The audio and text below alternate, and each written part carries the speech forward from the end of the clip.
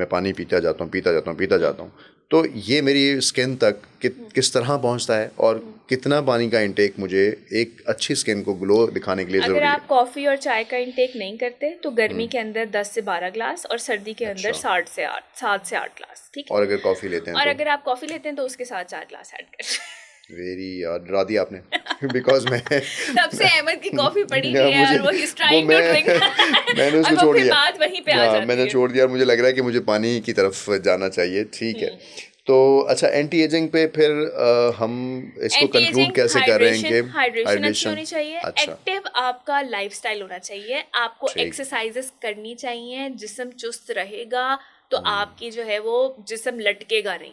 अगर ठीक। जाहिर है एक्टिव नहीं है, आप एक्सरसाइज नहीं कर रहे तो जिस्म लटकता जाएगा, मसल अपनी जगह छोड़ता जाएगा और जाहिर सी बात है आपको वो चीज़ें जो हैं वो सैगिंग की तरफ चली अच्छा, कभी जाएंगी। कभी हमने देखा है, कभी किसी ओल्ड लोगों से मिलें, बूढ़ों से मिलें, तो हमें उनकी स्किन बड़ी अच्छी लग रही होती है, ग्लोइंग लग रही होती है, तो उनके क्योंकि ऊपर उन्होंने एक्सपेरिमेंट कोई नहीं किए होते हैं। स्किन के ऊपर। आजकल तो देखे ना, जो छोटे से बच्चे हैं ना, वो भी आपको पता है कि कितने प्रोडक्ट्स इस्तेमाल कर रहे होते हैं। जो हमारे बड़े हैं उनमें इतनी ज़्यादा खराबी इसलिए नहीं नज़र आती क्योंकि उन्होंने कोई केमिकल्स नहीं यूज़ किए हुए होते हैं। अभी भी मेरे पास अगर कोई बहुत ओल्ड खातून आती हैं हाँ, या कोई अंकल आते हैं तो हाँ। वो पता लगता है कि वो उनके इतना नीडेड नहीं होता, उनको सिर्फ एक सैगिंग का इशू होता है या रिंकलिंग का इशू होता है, but other apart from that उसमें नहीं होता। सही। लेकिन जितनी अब मिड एज हमारे पास हैं, मिड एज सबसे ज़्यादा जो है ना वो हमारी ख़राब हुई हुई है।